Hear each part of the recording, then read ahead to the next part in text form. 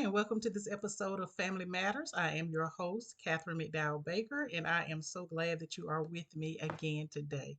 God bless you, and I pray that something that is said here would be of benefit to you in some way. Please understand that these are simply my own personal thoughts, my views on life, expressions of things that I have gone through, or maybe expressions of things that someone I have spoken to have gone through. And I simply use that information to see if it can help you in some small way.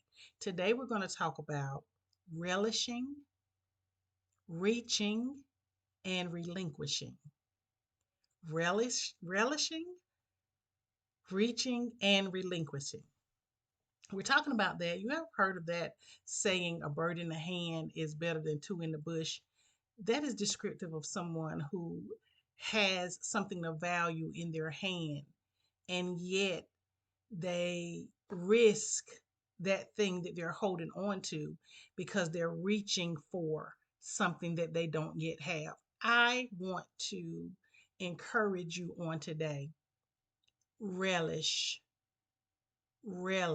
enjoy what you currently have in your hands.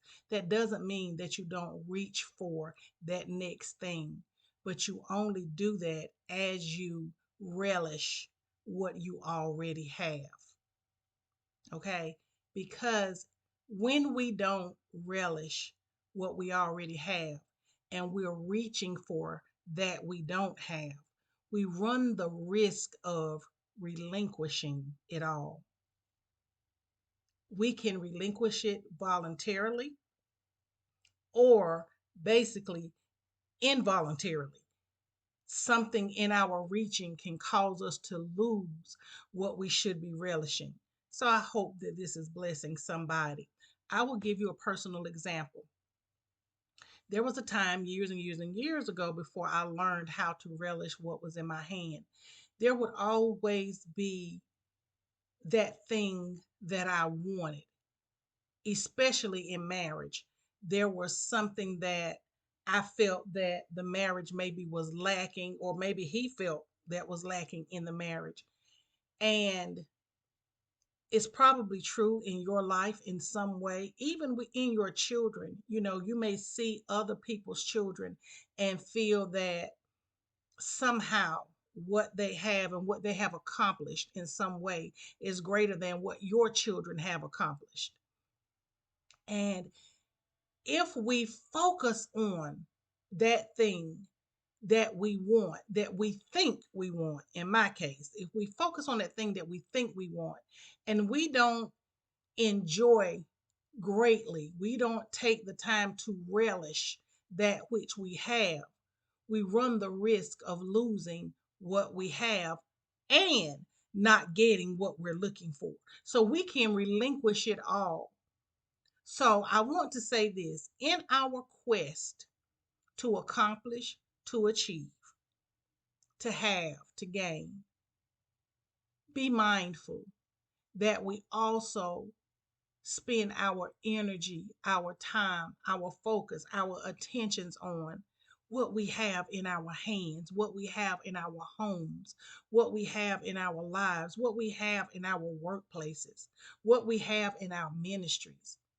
Find the good there first and relish that. Relish that good. There may be things that your mate is lacking in. Um, they may not show you the affection that you want to, or show it to you the way you want it to be shown. They may not acknowledge the small things that you do, whatever the situation may be. Find the good that they do and relish in that. Not only that, but make it a big deal. Compliment them in the areas that they are to be complimented in, because our ministry here in Family Matters is to express personal things in some situations, personal experiences. I can speak for my husband because he's given me the permission to do so, and that we can share, openly share as much as needed. um, My husband is an amazing, awesome, cannot be beat provider. He is over the top, actually. He is that person that if you ask them to go to the store and say, get a box of cereal, in this instance, for instance, my grandson wants a box of cereal. Not only is he going to get him a box of cereal, but he's going to get him two boxes of cereal. They're not going to be the regular size boxes. They're going to be family size, or what they call giant, I think it is now. Yeah, the biggest size that they have. In other words, that's what he's going to get. He's going to get two of those. And then anything else he sees that he think he might like, he's going to get that as well. That's him. That has always been him. That is, I have learned his love language. That's how he shows how much he loves. He gives, he gives, he gives, he gives. Earlier in our marriage, what he was not giving of was affection. That was an area for him that he was challenged. And I mean challenged for years.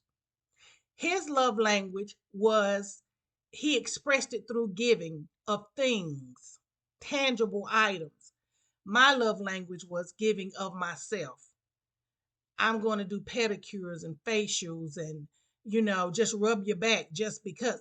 That's my love language.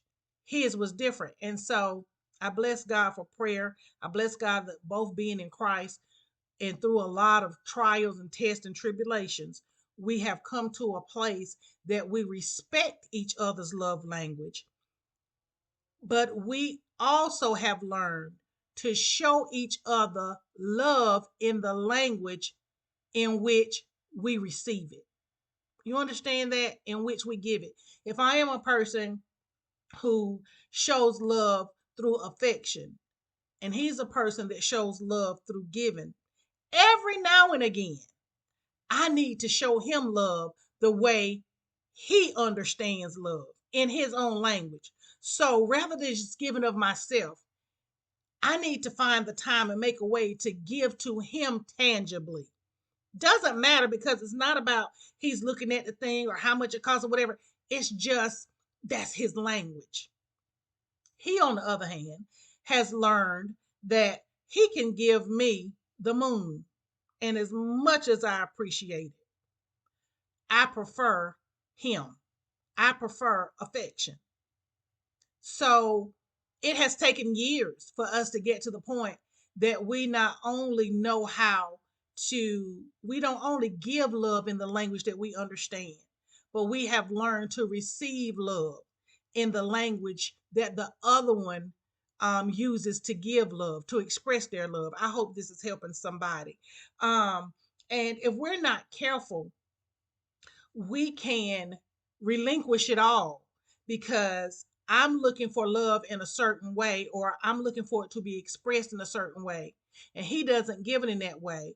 So society would say, kick him to the curb and find it where you can get it, find it how you like it, because that's just no, no, no, no, no, no, no, no. That's a story for another time, and we're going to definitely get into that.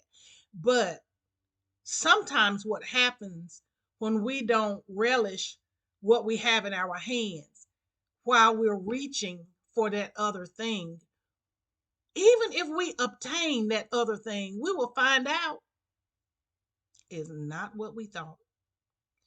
It's not what we thought. And we can also lose the quality that we should have relished in the other situation. I hope this is making sense to somebody. So I want to tell you this morning, I want to express to you, I want to say to you, it is very important that we relish what we have.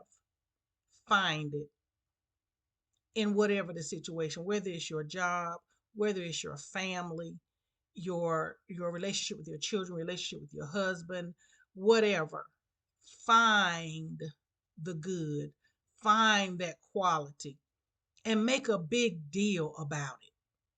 Make a big deal about it. There are times, even now to the day, and my husband and I have been married 37, now going on 38 years, that I just tell him thank you. Thank you for the sacrifices you've made, not only for the country, but the sacrifices you made for our family. The sacrifices that you continuously make day after day after day after day after day, after month, after week, after year, sacrifices. I thank him for that. I thank him for his self sacrificing because he shows love in giving. He shows love in giving and he gives sacrificially. He doesn't just give you anything, he gives. His giving cost him something. So I make a big deal about that because it's important to him to give that way. And it has become important to me that I receive it in the spirit that it's given. He gives from his heart. So I receive from mine is to the utmost of my ability. So I'm praying that this helps you in your family. I'm praying that it helps you in your life. Remember to relish what you have while reaching for what you want or run the risk of relinquishing all. God bless you. I love you. And send me a word. Bye bye.